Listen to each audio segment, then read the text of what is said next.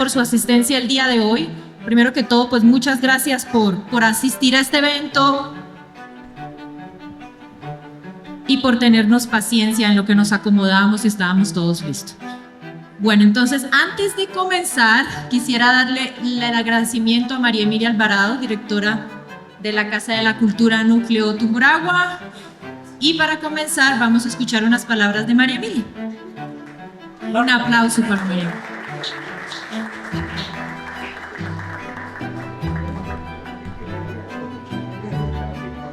Hola, otra vez. ¿Qué tal? Gracias, querida Jenny. Bueno, muchas gracias por estar aquí. Qué hermoso tener casa llena.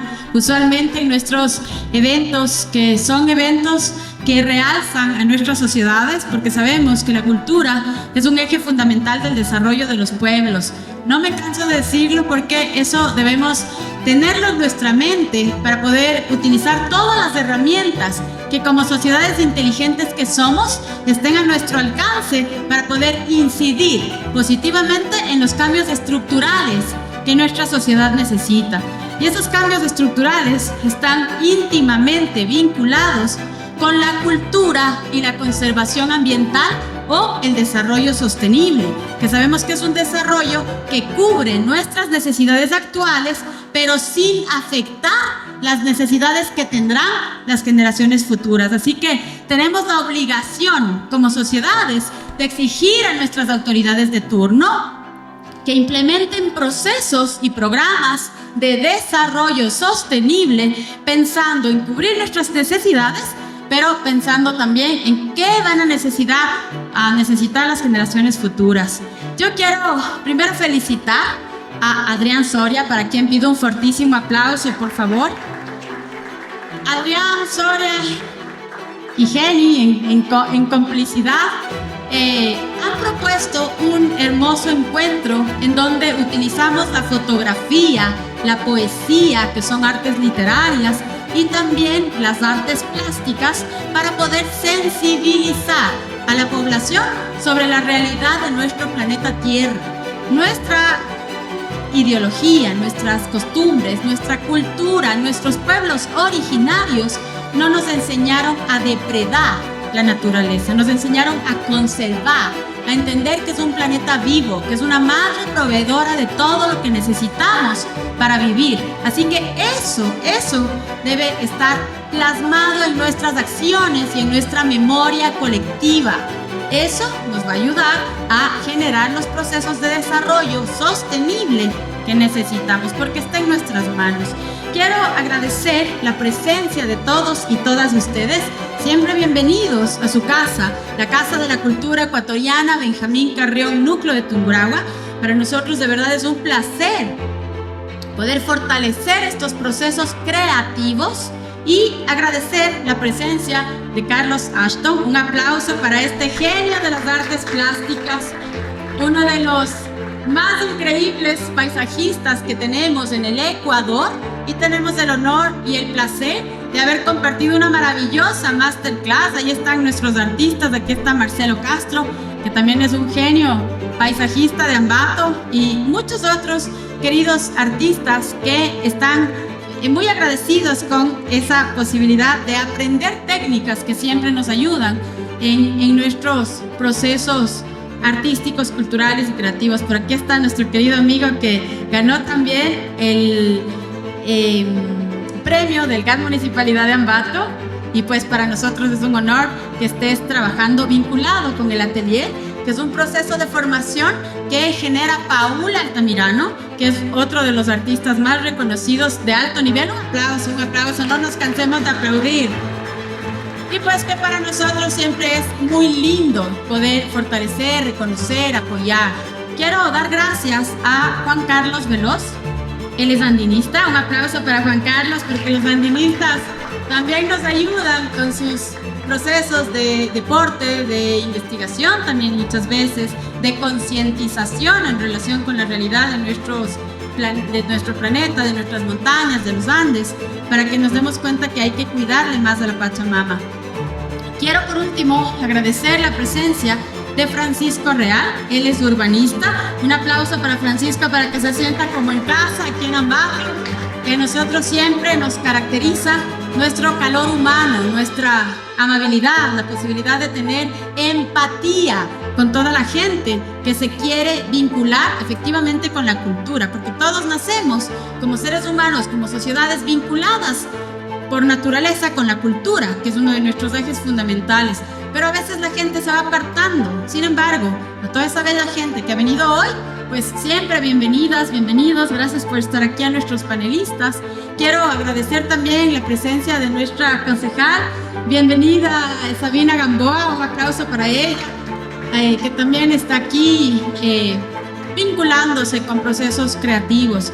De nuestra parte, simplemente darles las gracias, recordarles que hoy se conmemora el Día Internacional de las Montañas, que por eso tenemos a estos genios aquí conversando sobre esos procesos. Agradecerle a Oscarito Abril también, para quien quisiera pedir un fortísimo aplauso, que es nuestro querido director de Cultura de la Universidad Técnica de Ambato.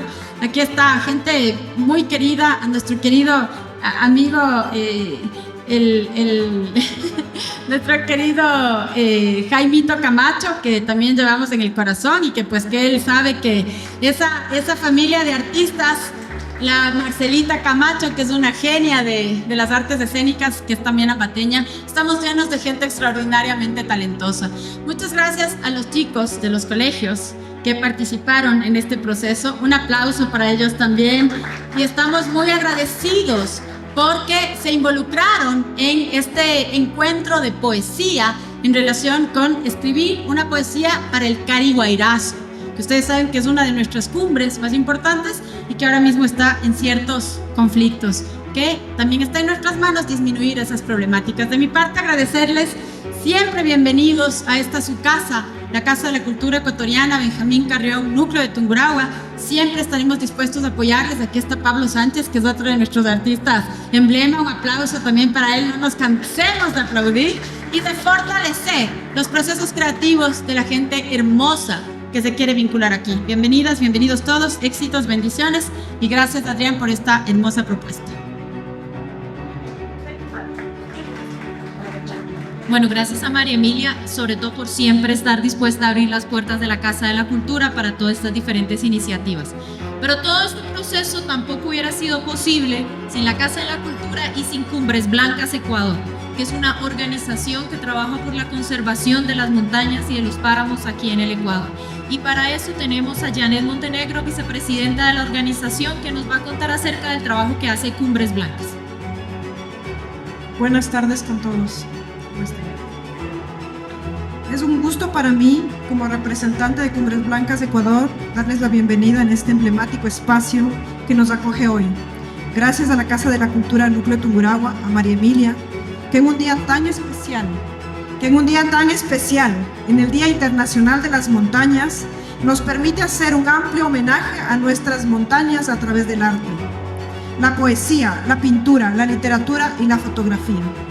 Cumbres Blancas Internacional y Cumbres Blancas Ecuador nacieron con la finalidad de proteger y recuperar los ecosistemas de alta montaña, como los glaciares tropicales, los páramos, los bosques y humedales altoandinos y todo lo que en ellos habita, la fauna, la flora y las comunidades, siendo nuestra principal finalidad la concientización, la valoración y la recuperación de estos ecosistemas a través de actividades ambientales, educativas, científicas y culturales como la que estamos hoy presenciando. Fortaleciendo siempre la concientización profunda de que cada una de nuestras acciones como seres humanos, sean estas acciones pequeñas o grandes, afectan directamente a todo lo que nos rodea, todo nuestro entorno, como los seres vivos con los que cohabitamos y finalmente a nosotros mismos. Les invito a ser parte de Cumbres Blancas de Ecuador, a seguirnos en redes, a participar de los proyectos y bienvenidos a este evento. Muchas gracias. Bueno, ya para que comencemos, también un agradecimiento al Café de la Casa de la Cultura por abrirnos las puertas. Paul, Fernanda, muchísimas gracias por todas las acomodaciones que están haciendo por nosotros. Y ahora sí, entonces le voy a dar la palabra a Adrián, que les va a explicar y les va a contar de quiénes son nuestros participantes el día de hoy y cómo vamos a hacer este trabajo. Muchas gracias, Jenny. Gracias a todos los presentes. Quería dar un particular agradecimiento a María Emilia Alvarado y a la Casa de la Cultura y al Café de la Casa por abrir las puertas para este evento.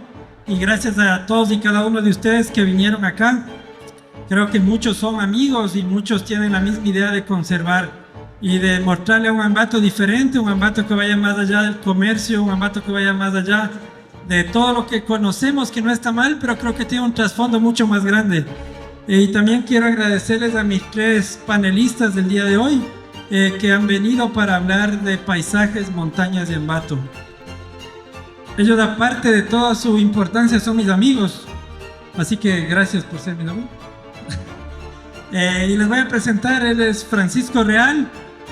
Él es ambateño, él es casi compañero de vida mío. Él estudió en el León Becerra, en el Bolívar, es urbanista y es un apasionado por la ciudad. Es una persona que pasa pensando siempre cómo, desde el punto de vista del urbanismo, mejorar a la ciudad, y ama la ciudad y está aquí. Así que pido un aplauso para el Pacho. El segundo invitado es Juan Carlos Veloz, igual es riobambeño, bueno, de Palmira, es chimboracense de Palmira, pero que vivió unos buenos años aquí en Ambato, los mejores años de su vida, dice, en el Bolívar, ¿ven? Él también en el Bolívar. Y Juan Carlos estudió ingeniería en ecoturismo en la Spoch.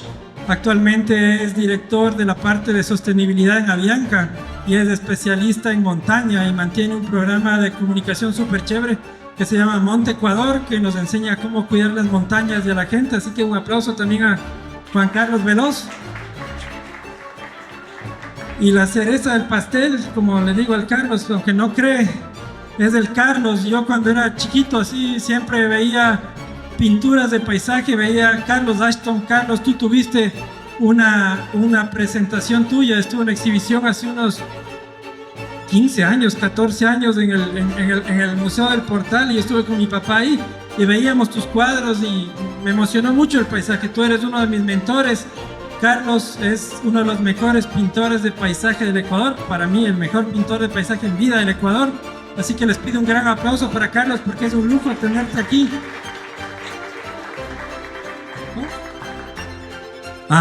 Todos los cuadros que están en la Casa de la Cultura, Carlos los trajo.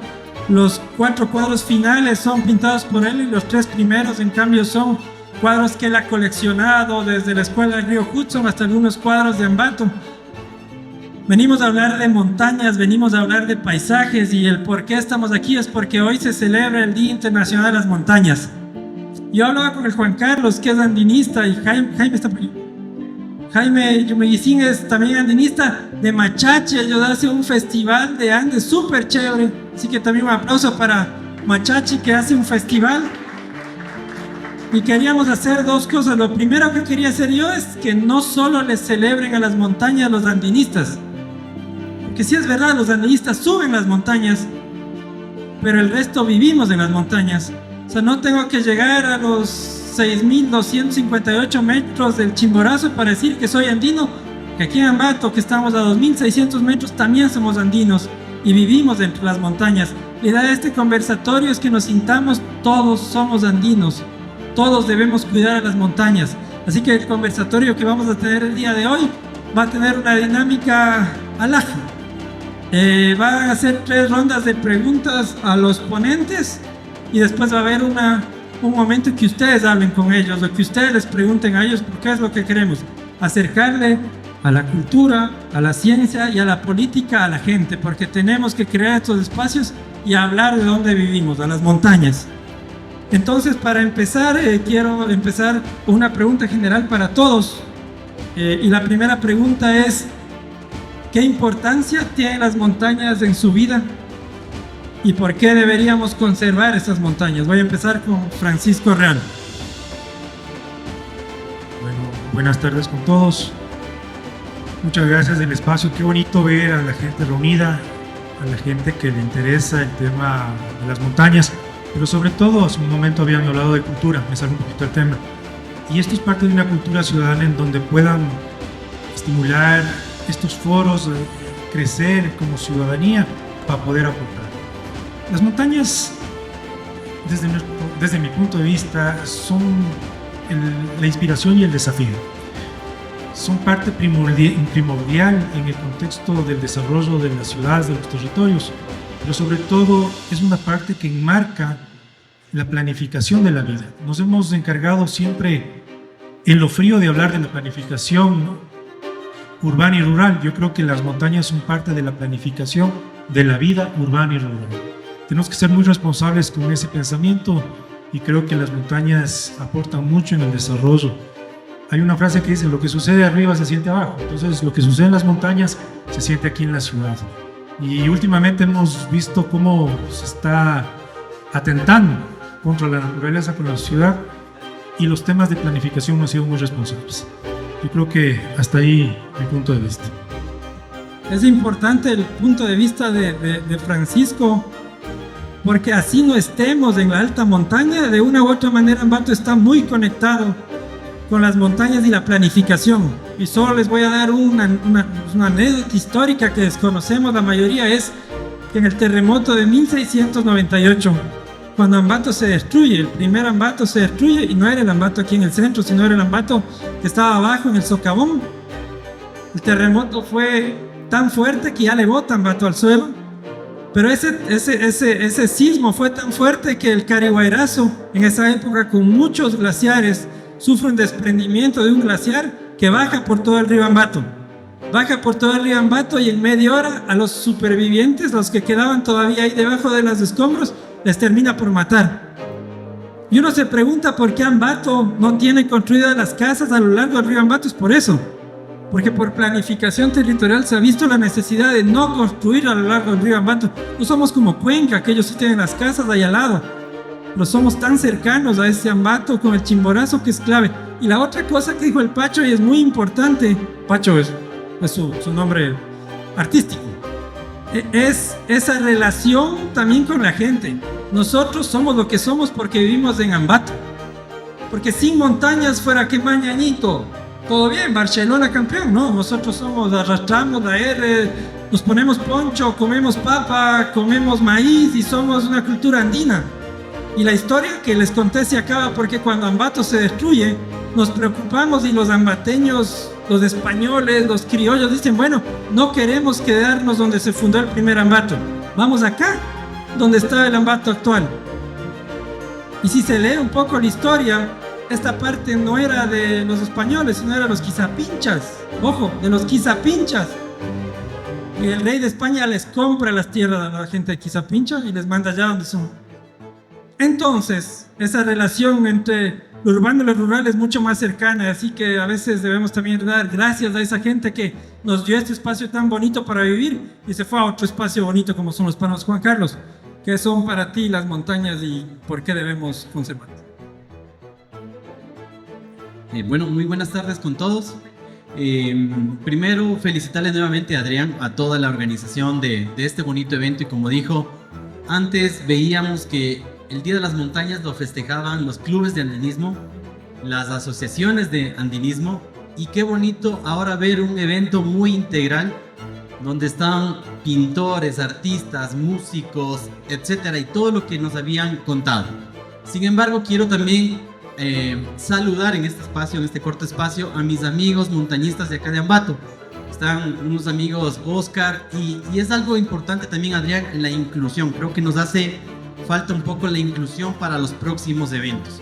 Tengo yo un andinista sordo-mudo que es de Ambato, que ha subido el Aconcagua solo, ha subido solo, ¿no? Si es difícil para una persona que escucha y habla, imagínese para una persona que no puede escuchar y decir algo si le pasa algo. Así que él me dejó hoy día un mensaje que debemos ponernos también en los zapatos de estas personas para que las montañas sean asequibles para todos, ¿sí? Así que mi saludo, Pablo, sé que estás por ahí. También a Carmita Vázquez, hija de Héctor Vázquez, también montañista de acá de Ambato, y que también ha sido escuela para el andinismo ecuatoriano. Ahora sí, con esta introducción y todas las gracias a ti, Adrián, es un honor para mí, para mi organización, pues presentarme con ustedes. Yo viví aquí un tiempo y voy a poner unos ejemplos básicos que son las montañas para mí, en 3 fases. La primera montaña que yo me acuerdo es la Nariz del Diablo. No sé si ustedes conocen la Nariz del Diablo del tren. Esa montaña yo empezaba a caminar cuando tenía 5 años y caminaba con mi papá, que era ferroviario, era jefe de estación. Entonces yo le tenía mucho respeto a esa montaña porque es una montaña que está al lado del río Chanchán y me generaba un miedo tremendo. Segunda montaña, yo cuando vine a vivir acá en Ambato le conocí al Carihuayrazo, ¿sí? Pero era una montaña que estaba ahí muy alejada, con unos picos tremendos que dije, esto imposible subirlo. Y tercera montaña, el Cotopaxi, cuando ya fui a vivir en Quito, ¿sí? Y en cada una de las fases me lleva lo importante para mí. Lo primero, recuerdos de niñez, porque mi papá trabajaba en el ferrocarril y el tren se mueve por las montañas. Y conectaba, lo que tú decías, conectaba gente. Yo veía películas que venían a grabar los gringos en Alausí, en los trenes para las películas del oeste mexicano, ¿sí? Entonces yo veía eso. Le vi a la primera empresa, que es Metropolitan Touring, rentar o chartear, hablemos así, un vagón para turismo, ¿sí? Entonces, y te conectaba la costa con la sierra. Viajé en tren algunas veces porque mi familia era de la costa y a mí me mandaban en el vagón. Había tres vagones, tipo de vagones, ¿no? El que era la jaula, el vagón de segunda clase y el vagón de primera clase. Entonces se conectaba eso. Y luego cuando vine acá, le conocí al Carihuayrazo cuando viajaba hacia mi tierra, hacia Palmira. Y nos íbamos por Mocha. Entonces se ve también ahí el Carihuayrazo, una tremenda montaña, pero se le veía nevada. Finalmente, la importancia de esto, ¿cuál es? Ahora, es mi trabajo, el turismo, y también trabajo en una aerolínea, pero veo la parte ambiental. Y me ha servido que desde el ámbito de la montaña analizo también el ámbito del cambio climático. En la mañana pude mostrarles a 80 niños y jóvenes cuál fue el retroceso glaciar del volcán Carihuayrazo. Ya no tenemos glaciar. En el 2005 le pude conocer finalmente la montaña. Y como dicen por ahí, saqué mi cámara en ese momento, tomé una foto mal tomada que me sirvió para comparar desde el 2005 hasta el 2024, que ya no tenemos glaciar. Entonces, la importancia de las montañas está aquí, en el agua, ¿sí? Para que nos llegue así facilito una botella de agua, tenemos que cuidar las montañas. Eso, Adrián. Muchas gracias, Juan Carlos, por tu apreciación. Pablito. Pablo Pico es un joven, un aplauso por favor, que no puede oír y no puede escuchar, pero el Pablito tiene una sensibilidad especial, que es caminar por las montañas y fotografiar las montañas. Creo que el Pablito fue y es inspiración de mucha gente, y es tan importante la labor que hace el Pablito que a muchos de los grandes fotógrafos, de los grandes exploradores, son guiados por él. Él les sube y él me ha conversado que hasta les arrastra para que lleguen. O sea, el Pablito es un gran representante de aquí, de la ciudad de Ambato, desde su Totoras querido. Y el Pablito, por todo lo que ha hecho, ganó el primer premio en el concurso de fotografía del Consejo Provincial.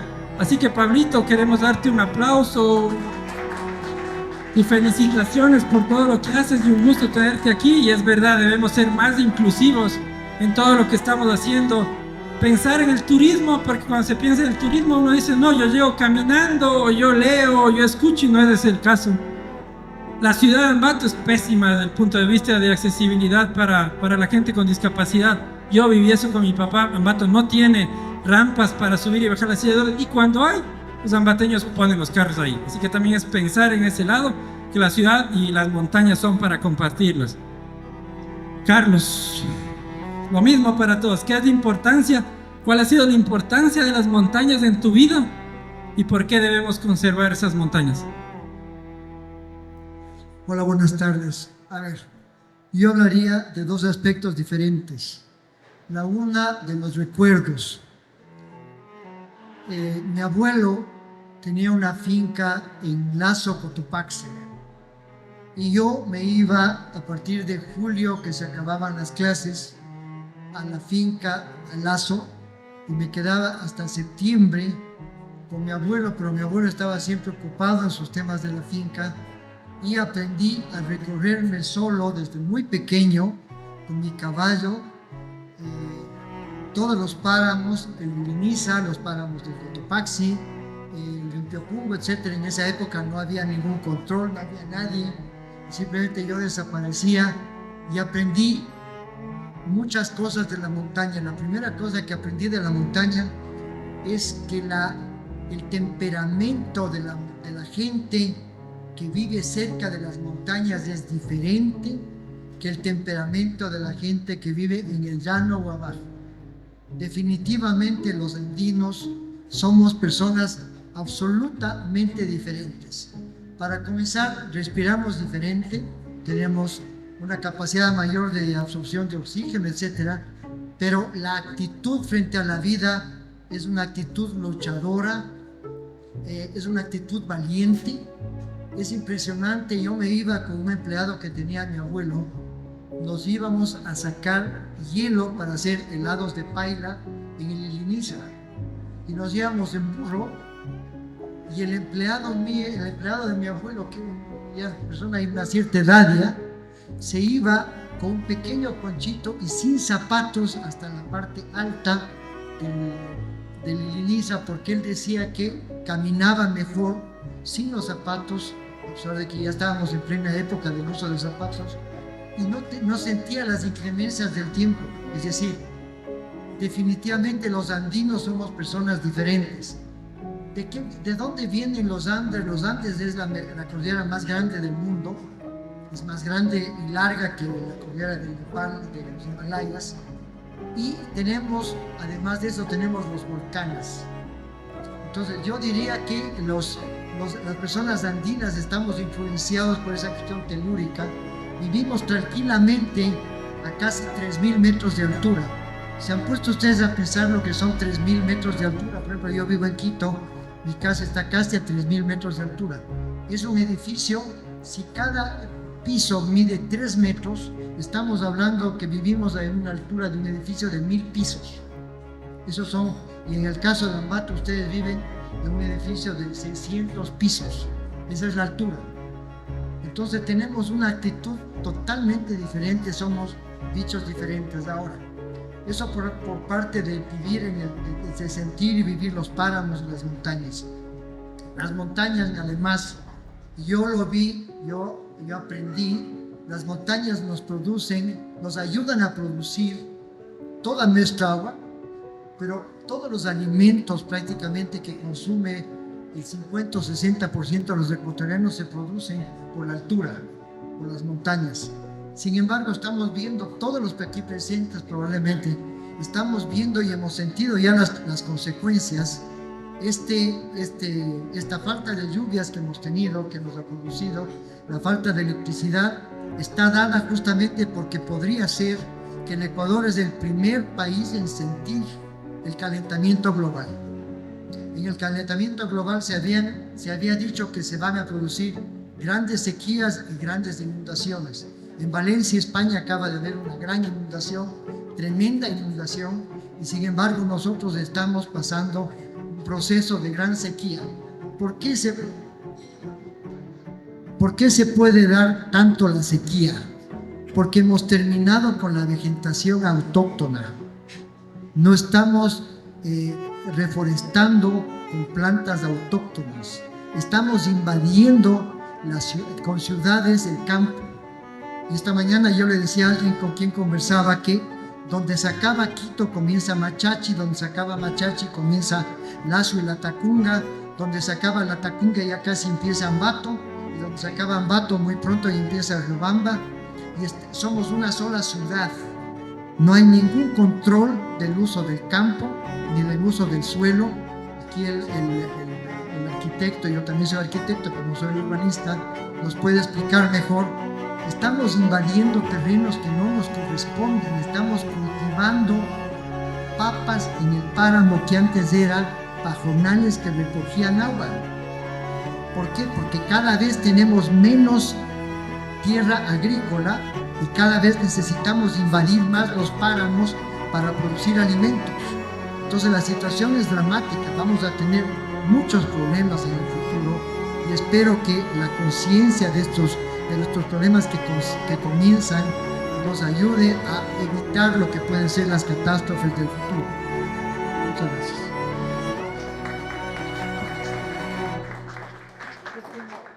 Particular la forma, lo que empezaste, los recuerdos. Creo que todos nos acordamos que alguna vez estuvimos subiendo una montaña con nuestros papás o nuestras mamás. Y es lo que necesitan los niños de ahora y lo que ya no se hacen. Porque los niños de ahora, en vez de estar subiendo las montañas, metiéndose en los ríos, saltando las sequías, están viendo el Facebook, en el TikTok y nada más. Y eso no es culpa de ellos, es culpa de nosotros, los papás. Y también está en cómo les criamos nosotros a los hijos.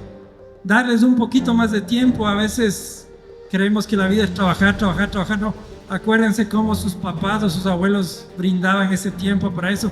Eso es muy importante en la vida de cada niño. Y así nació el Carlos Ashton. ¿Ven? ¿Cuántos Carlos Ashton estarán viendo este rato en YouTube? Y no estarán viendo el paisaje por la montaña. Así que también seamos conscientes cómo les estamos criando a nuestros hijos, a nuestros sobrinos, a nuestros nietos. Apoyemos eso y llevémosle. ¿Cuántos niños han subido al Casigana caminando? Y yo se subía, yo me imagino que ustedes dos también subieron. ¿Cuántos de aquí subieron el Casigana caminando desde el colegio? Son uno, nunca se olvida. ¿Por qué no hacer? Imagínense, esos recuerdos le marcan a uno como niño. Y qué bonito volver a... Hay un espacio lindísimo en Ambato que a mí me encanta, que es el paseo ecológico. No vamos allá, una por miedo, porque roban, sí, pero otros roban porque la gente no va, porque si nos apropiáramos de esos espacios que son montaña, que son naturaleza, no estaría, la naturaleza no tiene la culpa de que la gente haga cosas malas, sino nosotros tenemos la culpa que dejemos que pase eso. La siguiente ronda de preguntas va más a lo específico de cada una de sus áreas. La pregunta para Francisco es, ¿tú crees que Ambato tiene una planificación armónica con las montañas?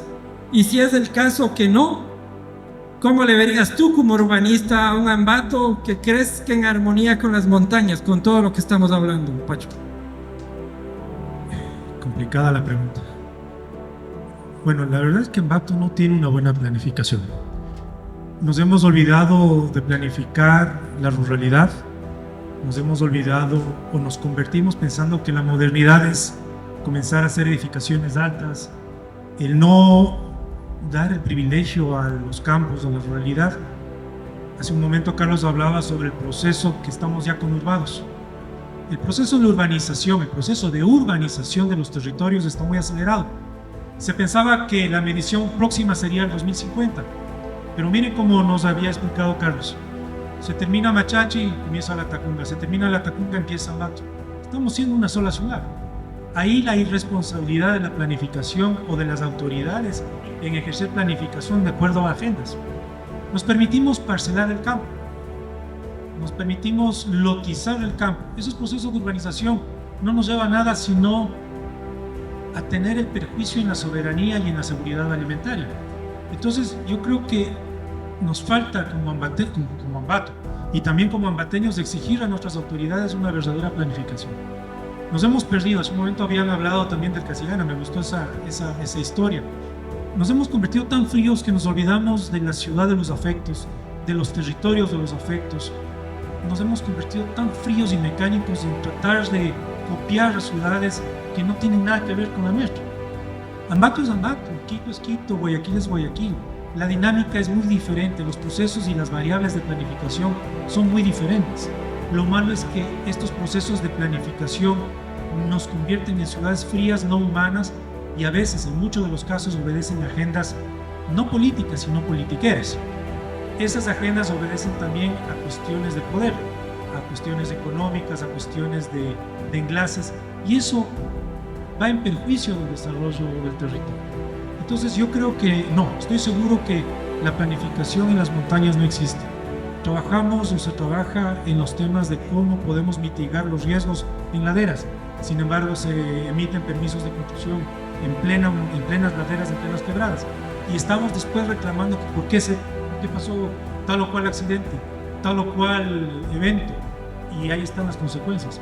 Hay que ser más responsables, hay que mirar con ojos de planificador, con ojos de ciudadano y no solo con ojos de político. Gracias, Pacho. Ahí va la contrapregunta directa. Aplausos al señor urbanista. Tú como urbanista, tú has trabajado mucho en estos procesos urbanísticos de una ciudad icónica en Sudamérica que es Medellín. Tú has estado en muchos procesos en Latinoamérica. Si tú pudieras, si tú tuvieras el poder de cambiar algo en la planificación en relación con las montañas, ¿qué harías tú? Hace algún tiempo habíamos conversado con Adrián sobre el tema de los cerros tutelares.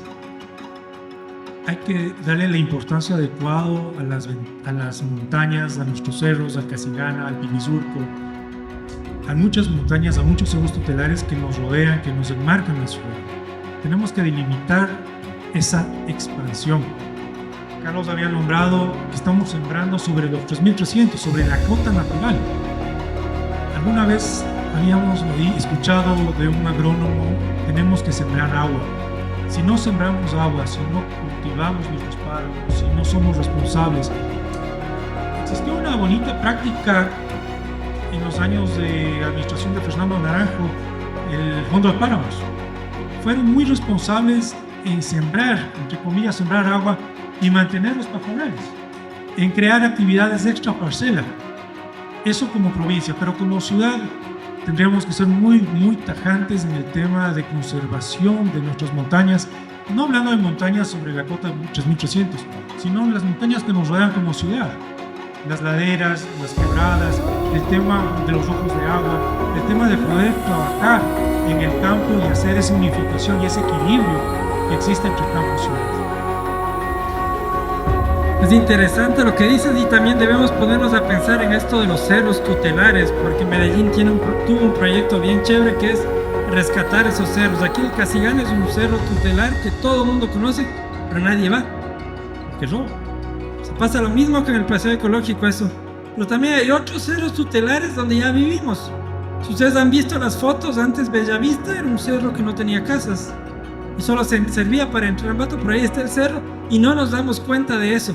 Pero nuestros abuelitos, nuestros papás, nuestros bisabuelitos sí saben eso y de rescatar todos esos nombres de esos cerros que están ahí. Esa es la idea que hemos tenido con Pacho en el tiempo.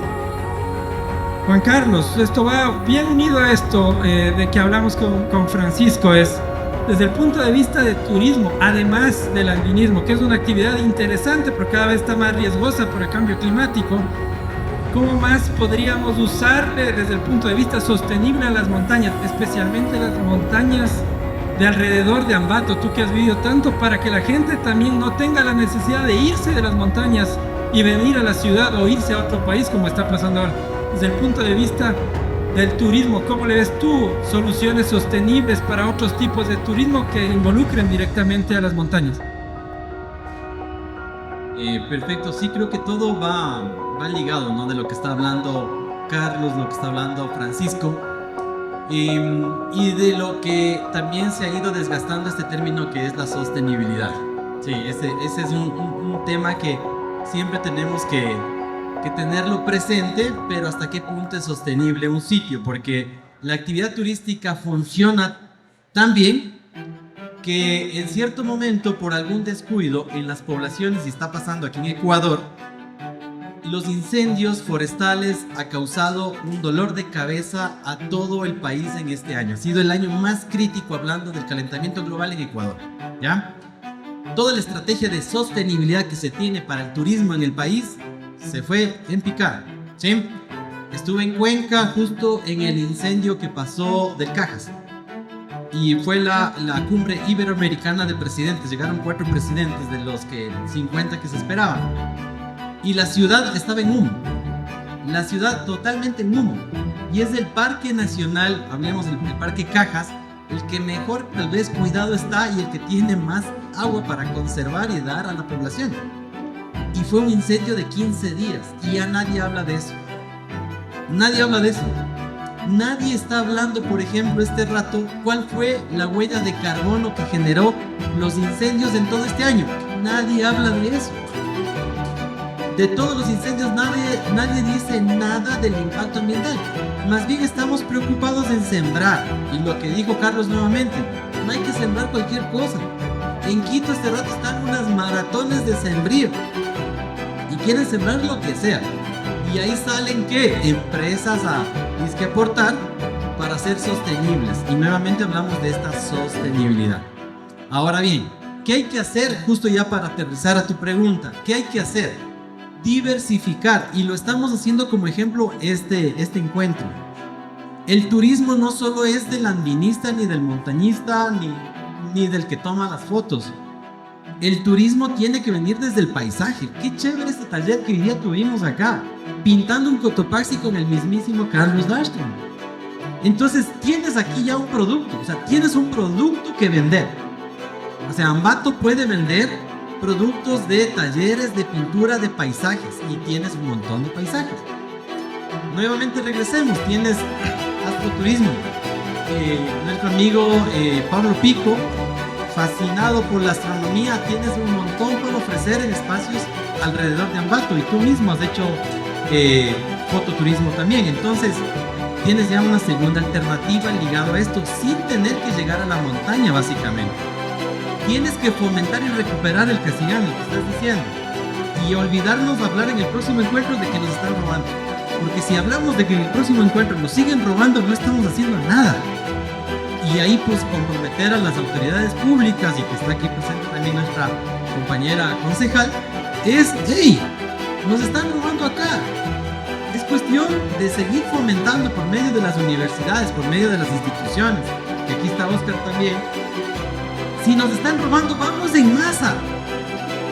Subamos 100 y le robamos a los ladrones. Sí, y ahí mismo haz fotografía, Adrián. Con los 100, 200, 300 estudiantes que podríamos ir y recuperemos las montañas, tienes que recuperar. Tenemos que dejar ese miedo a que nos están robando ahí.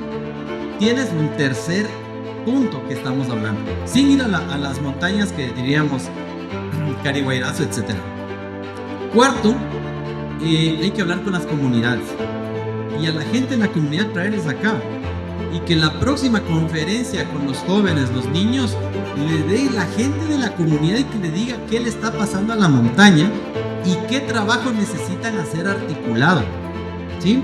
Tienes 4 estrategias así, porque se me viene y me agarraste en bajado, de acciones que podríamos hacer pero que son palpables y que las podemos cumplir, ¿de acuerdo? Entonces ahí podríamos hablar de sostenibilidad y desde la misma academia armar productos. Oscar, ahí viene un compromiso contigo, con la comunidad y los clubes de andinismo. Oscar, mi otro amigo, ayudar, apoyar a que dejemos el miedo y vayamos a la montaña y descubramos más sitios para armar más productos como el que tú demostraste hoy día que sí se puede hacer. Gracias, Juan Carlos. Esa es una invitación también a las autoridades presentes y a las futuras autoridades. Regresemos a ver el paisaje que tenemos. Para nosotros los ambateños, los tungurahuenses, es tan común despertarse y verle al Chimborazo, al Carihuayrazo por acá, al Tungurahua por acá, al Cotopaxi por acá, pero no nos damos cuenta que este pedacito de tierra no existe en otras partes del mundo y hay otros sitios que no tienen esos paisajes. Ya yo me acuerdo cuando llevé una exposición a Dallas, en Texas, en Estados Unidos, y estaba ahí el Tungurahua, esa foto que tengo yo, el Tungurahua con el caballo, y un gringo se paró al frente de la obra y dijo: ustedes no saben lo que tienen. Y yo le dije: ¡chá! Pero no le entendí. Y le dije: oiga, ¿pero por qué? Y dice: verás, allá en Texas, lo primero todo es plano como una plancha. La loma más grande a tener 20 metros de altura y nada más. Y tienen un montón de plata, porque ahí se exportan petróleo. Quedó un contento y me dijo: verás, nosotros aquí con toda la plata que tenemos yo te puedo hacer 20 Disneylandias, pero no puedo construir un Tungurahua. Y se piensa eso aquí en Ambato, ¿no? Creemos que es algo tan común. Y una cosa que yo le dije una vez a la prefecta de Pichincha me dijo: oye, Adrián, ¿por qué pusiste en la revista de Pichincha el Cotopaxi? Y le dije: prefecta, porque los paisajes no compiten. El Tungurahua que ustedes ven desde aquí, desde Ambato, no es el mismo Tungurahua que se ve desde Patate, ni el Tungurahua que se ve desde Baños, ni el Tungurahua que se ve desde Riobamba. Es más, los paisajes unen. Y estas rutas que habla el Juan Carlos son claves porque no estamos compitiendo con otros tipos de turismo. Así que también la invitación es a unirnos y a conservar nuestros paisajes y buscar otras formas. No hace falta llegar a la punta del Chimborazo para decir, no, ya yo hice algo por el paisaje. No, estando acá abajo, conservando el agua, no regando, como aquí pasa en Ambato, quedó un contento, la gente estamos en crisis y riegan los carros, ahí en Fico, ay, sí voy a regar el carro, porque yo pago el agua y eso yo tengo plata. El agua no se compra, estamos solo comprando un servicio y estamos como estamos porque no hay agua, no hay glaciares. Carlos, la pregunta va por ahí, tú has pintado mucho y tu estilo de pintura no es pintar desde la casa viendo en Facebook una foto, sino es estando en el paisaje, como nos comentabas, Dani. ¿Cómo has visto tú al páramo, a los bosques, a los paisajes andinos a lo largo de este proceso de paisajismo que has hecho tú? ¿Cómo has visto esos cambios? ¿Qué ha pasado? ¿Va para bien? ¿Va para mal? ¿Cómo le ves eso tú como paisajista, con ese ojo de tísicos? A ver, la primera cosa, yo cuando estaba en el colegio también era andinista. Y cuando nos íbamos, por ejemplo, al Cotopaxi, como no habíamos hecho tanta barbaridad con nuestra atmósfera, ni producíamos tanto CO2 ni tanta contaminación en nuestras ciudades, que en eso tenemos responsabilidad todos, y ya lo voy a decir por qué. Nosotros subíamos al Cotopaxi de día. Hoy hay que subir a las 3 de la mañana, como subirá el señor, porque hay que regresar antes de que salga el sol y se deslía la nieve y uno vaya a parar dentro de la grieta o se resbale o le caiga un bloque de hielo encima. No hay cómo caminar en los volcanes de día porque como el aire está tan caliente que se deslíen las nieves que caen en la noche e inmediatamente en el día ya no es transitable el volcán. Los andinistas ahora, el ser andinista hoy día en el Tungurahua o en el Chimborazo es subir con una lámpara e irle siguiendo a un señor. O sea, la mitad del viaje es como estar caminando por la casa con corte de luz, solamente siguiéndola a la mujer que tiene la vela o la linterna. Ese es más o menos el andinismo hoy. Solamente en el regreso se ve lo que uno ha recorrido. Y en esto me decía un amigo hace unos pocos días que él se fue encantado, subió encantado al Tungurahua, en la noche fue siguiendo al guía y el rato que llegó arriba y vio a dónde había subido y la pendiente que tenía, porque si hay algo atemorizante es el Tungurahua de día. La bajada, subir es facilísimo, la bajada es imposible. Si uno no tiene un absoluto control del asunto, puede rodar 1000 metros o los que sea. Bueno, volviendo entonces al tema que me preguntaba Adrián, yo he visto y veo muchos cambios, y precisamente uno de los cuadros que yo traje, el primero del Cotopaxi que está ahí, es pintado hace 10 años y el glaciar estaba en la parte del frente a la Tacunga y al Lazo estaba mucho más abajo. El glaciar ha retrocedido 150 o 200 metros en 10 años. Es impresionante, pero ¿qué es lo que esto significa? Que cada vez el aire está más caliente y que cada vez vamos a tener menos agua en las ciudades. ¿Ya? Entonces, eso por una parte. Por otra parte, saltándome un poco al tema que estaban hablando aquí los colegas del panel, les voy a poner un ejemplo de cómo actúan nuestras autoridades. Y yo creo que gran parte de lo que está pasando en el Ecuador es culpa de las autoridades. El ejemplo es el siguiente. En la ciudad de Ibarra, muy cerca, hay un par de volcanes del Cotacachi y el Llanaurco de Piñán. Y en las faldas del Llanaurco de Piñán hay un muy bonito pueblo que se llama Urcuquí.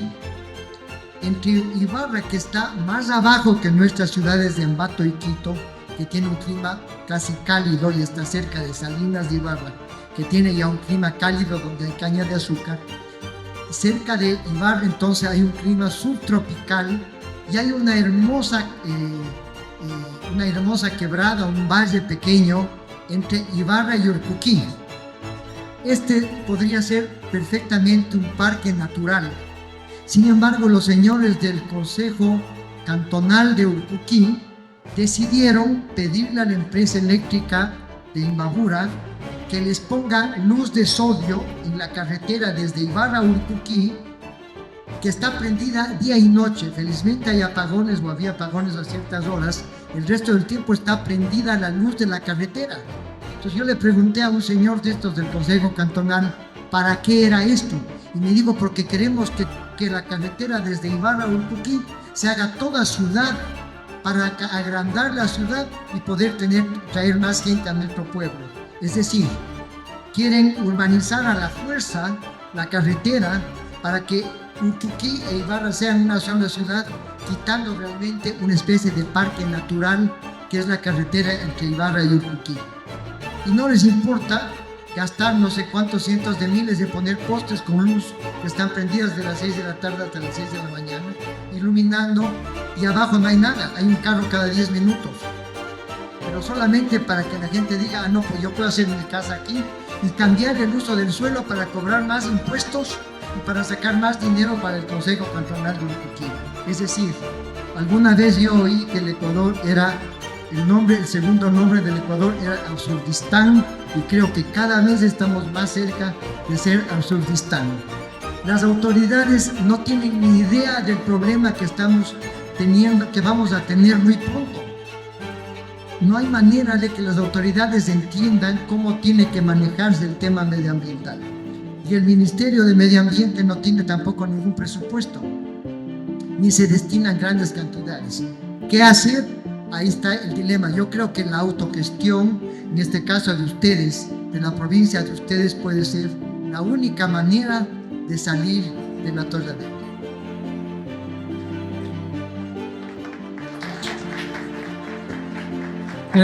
Es muy interesante tu reflexión, Carlos, y ahí hay un concepto que siempre debemos tomar en cuenta. Eso que ve el Carlos se acuerda porque tiene la pintura para comparar. El Juan Carlos tiene las fotos para comparar.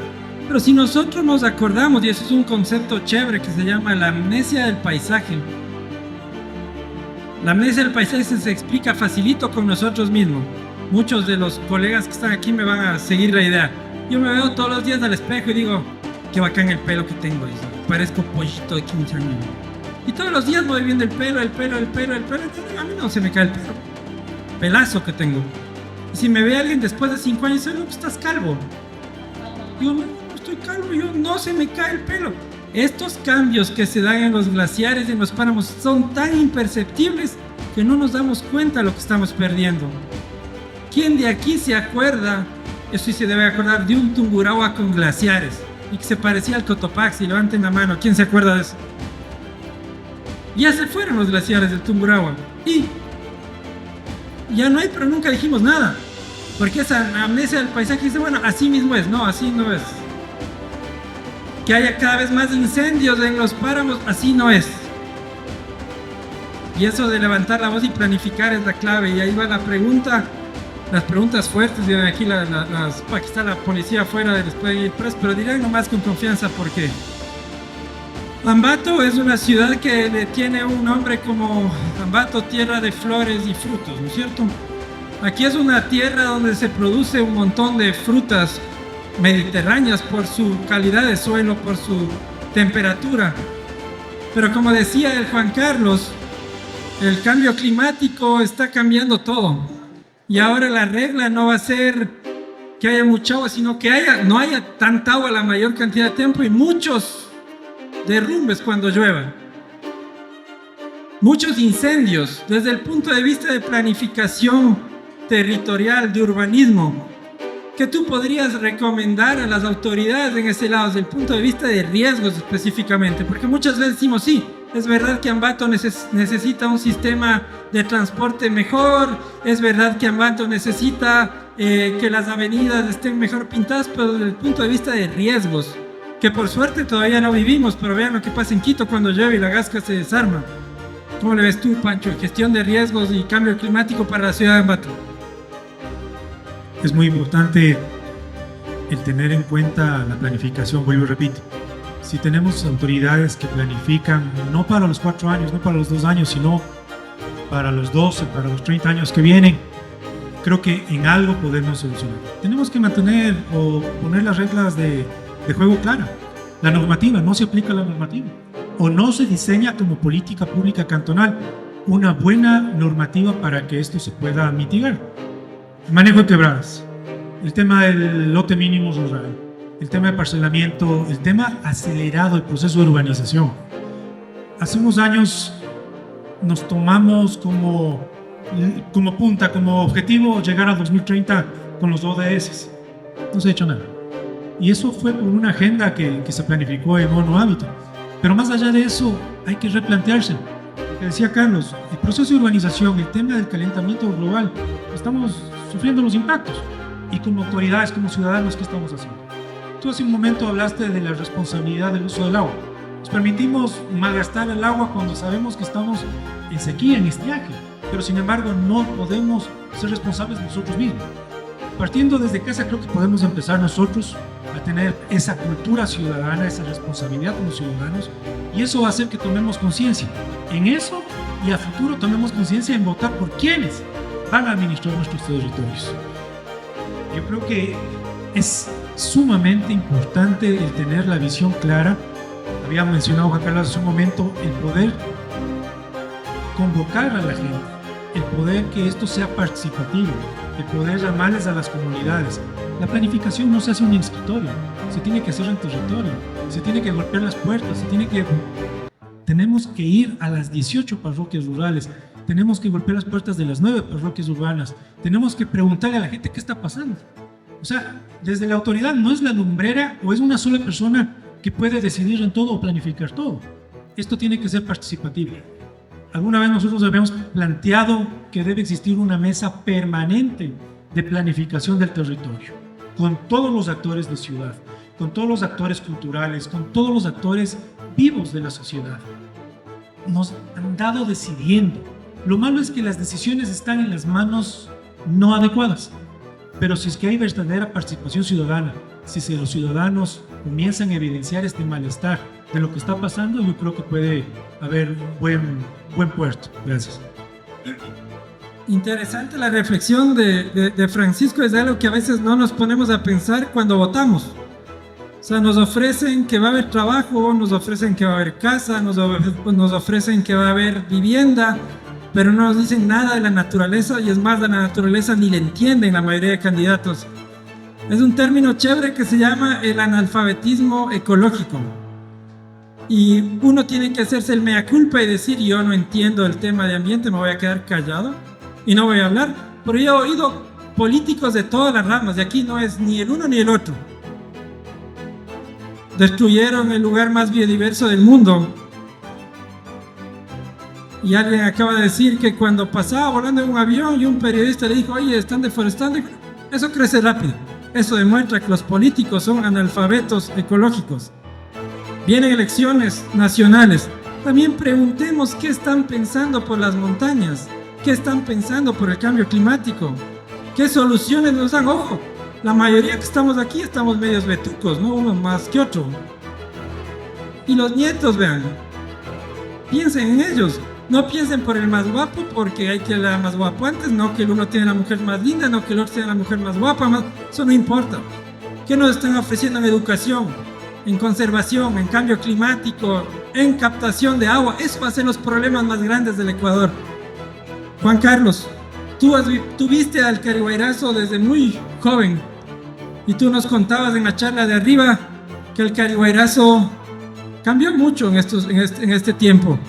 Tuvimos la suerte con vos subir con un grupo de gente de Coavisa y un reportaje bien interesante, pero tú tenías las fotos y queremos que les cuentes a todos que muchos de nosotros no tuvimos la suerte de conocerle a un Carihuayrazo que Luisa Martínez sí le conoció y le hablaba como catedrales de hielo, como un mar congelado. ¿Qué le está pasando al Carihuayrazo con lo que tú has visto, con lo que tú has vivido, con lo que tú has caminado en territorio?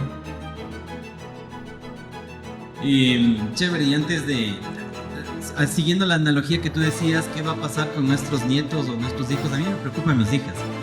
Tengo dos hijas de 14 y 12. Y cada que les veo cuando salgo a la montaña o salgo en Quito, en pleno tráfico, les digo, ¿qué va a pasar con esta ciudad cuando ellas tengan mi edad? O cuando ya estén en la universidad, cuando estén en 10 años. O sea, a mí realmente ya me da miedo por ellas, ¿sí? Entonces es momento de actuar ya, es momento de hacer las cosas ya. Y lo que decía también Francisco de los ODS, eso se quedó, lo que te decía, la sostenibilidad hace un rato. O sea, eso se quedó ahí, se juntaron algunos a hablar de qué es sostenibilidad, pero se quedó ahí.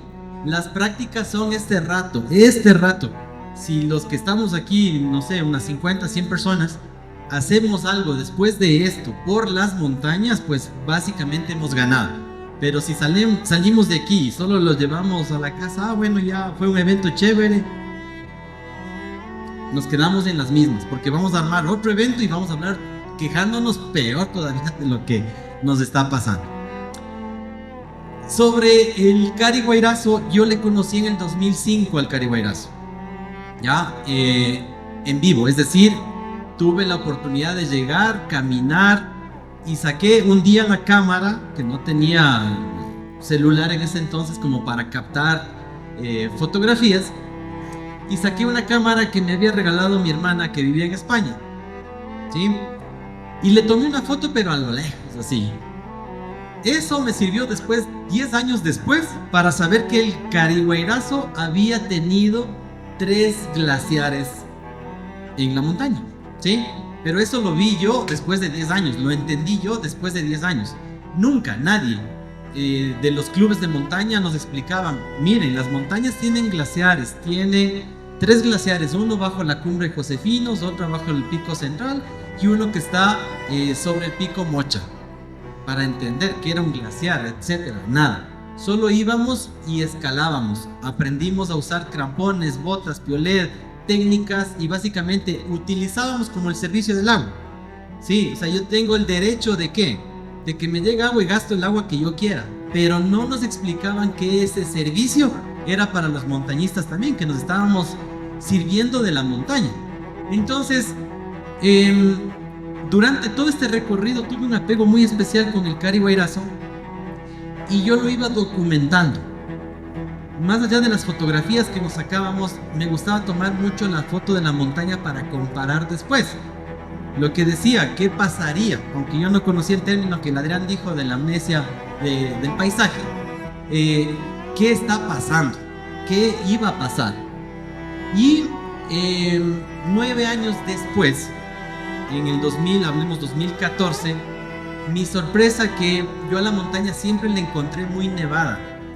¿Qué quiere decir esto? Que había caído nieve temporal, pero no, esa nieve no se quedaba fija en la montaña. Entonces yo le había conocido el Cari Guairazo bien nevadito, bien cargadito de nieve, pero no necesariamente descargada toda esa nieve y visibilizando lo que era la masa glaciar, el hielo compacto.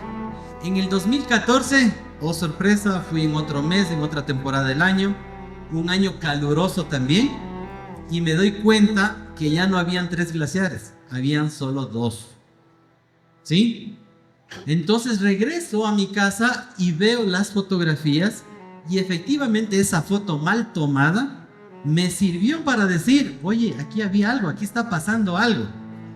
Sí, nos está faltando algo, o sea, lo que decías tú, el pelo estaba bien, pero te vio tu esposa y dice, no, Adrián, estás calvo. Y la montaña le pasaba lo mismo. No tenía ese glaciar. Entonces en el 2014 ya me preocupé finalmente y con mi compañero que hicimos cumbre, más allá de la cumbre que ya nos salió todo bien, vimos a la montaña totalmente un río completo, o sea, un río completo, donde yo veía la nieve temporal, era un río completo, pero no era el deshielo de la nieve, sino era el deshielo del glaciar como tal. Porque una cosa es la nieve que cae y se va, pero otra cosa es que ya se empiece a descongelar el glaciar que no teníamos. Entonces 2014 fue como el año totalmente sorprendente para mí, porque pude entender la montaña en 9 años visitándola, pude recién entender qué le estaban pasando a los glaciares. Entonces con mi amigo empezamos a recorrer, a ver finalmente qué es lo que había. Y había una mezcla de este glaciar que mal llamado, que le llaman glaciar fósil, porque finalmente es el glaciar que está ahí. El glaciar es glaciar y punto. Y es el glaciar que estaba en la montaña. Empecé a visitarle nuevamente después, al siguiente año, después 2 años después, lo que íbamos viendo. Y hubo un factor muy importante que fue la erupción del Tungurahua, que ahí analicé y era otro factor muy, muy clave que analicé, pero después. Porque en el 2007, cuando escalé por segunda vez al Carihuayrazo, yo veía que erupcionaba el Tungurahua y toda la ceniza iba a parar en el Chimborazo. Y una porción caía sobre el Carihuayrazo. Ese también fue otro factor que aceleró el proceso del retroceso del glaciar y principalmente del Chimborazo también, que de eso no se ha hablado. Entonces, pero eso empiezas a saber mientras vas chequeando, dices, yo también viví esa parte de ahí. 2017 desapareció el segundo glaciar que estaba bajo la cumbre máxima. Nos quedaba únicamente la porción del glaciar de la cumbre Josefinos, la que está más hacia el occidente de esta montaña. Pero la montaña nos estaba diciendo, hey, chao glaciar, nos estamos yendo. Nadie hablaba del tema, nadie, ni el INAMI. O sea, el INAMI asomó por ahí a decir, hubo el retroceso glaciar, pero tú quieres buscar fotografías y no hay tal comparación fotográfica, ¿sí? Hasta que en su momento, por ahí, no sé, antes de pandemia, creo que apareció Cumbres Blancas de Ecuador, por la desaparición de los glaciares en Colombia y en México también, que tenían ese problema. Y alzábamos la mano, hey, acá también tenemos fotos de los glaciares que pasaban. Y claro, pues los montañistas tendrán por ahí sus fotos guardadas, pero nadie hace la comparación fotográfica de la cruda realidad que está pasando en la montaña. Para terminar, en el 2023, es decir, el año anterior, fui a visitarle al Carihuayrazo, como diciendo la penúltima vez, voy a ver cómo está ese glaciar. Al lado de la laguna, mal llamada de la laguna congelada, estaba ya la última porción de glaciar. La última. ¿Sí? Ecuavisa hace 5 años hizo un reportaje y ahí los especialistas, glaciólogos, decían que los glaciares del Carihuayrazo y del Iliniza van a desaparecer en 10 años. Y no se cumplió. Desapareció en el 2024. Es decir, tuvo 5 años únicamente para desaparecer. En este año fuimos a constatar con Ecuavisa, medios oficiales, Cumbres Blancas, que el Carihuayrazo finalmente perdió su glaciar en este año. ¿Sí? Todo lo que les estoy contando ustedes deben estarse imaginando. ¿Sí? En la mañana pudimos ver las fotografías. Me comprometo a compartir en las páginas de Cumbres Blancas para que puedan ver ese paisaje. Y acuérdense, en este rato todo el mundo tiene cámaras en su celular.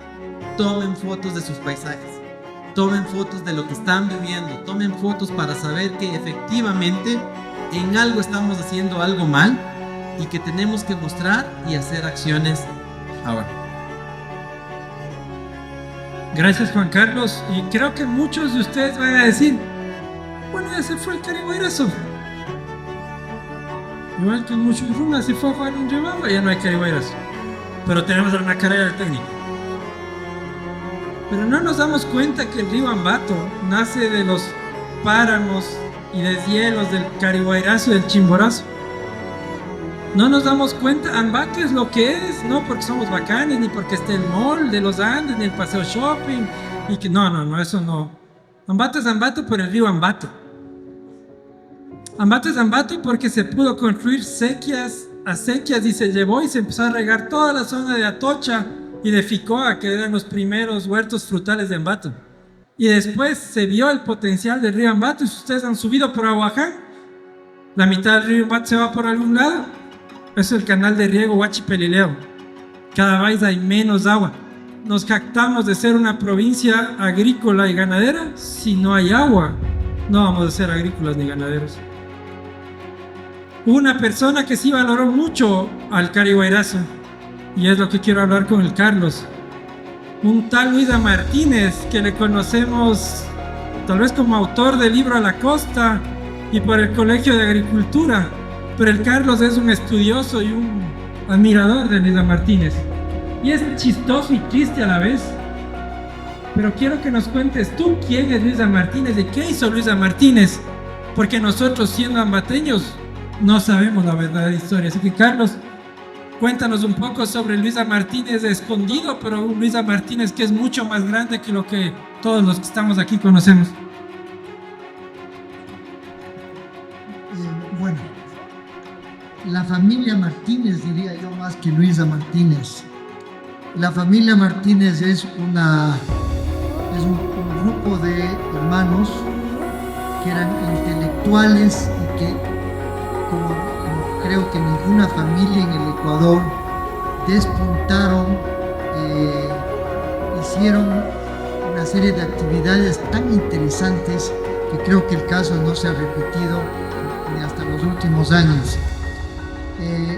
Para comenzar, vamos a hablar específicamente luego de Luisa Martínez, pintor, pero los Martínez fueron una familia de gente muy culta, refinada, eran una familia liberal. Luisa Martínez cometió el error de casarse con una hija de Juan de Ahumera, que era el más curuchupa de los conservadores ambateños, y eso le trajo muchos problemas de vecindad, porque tenían las dos quintas, como ustedes saben más que yo, juntas, Atocha y La Liria.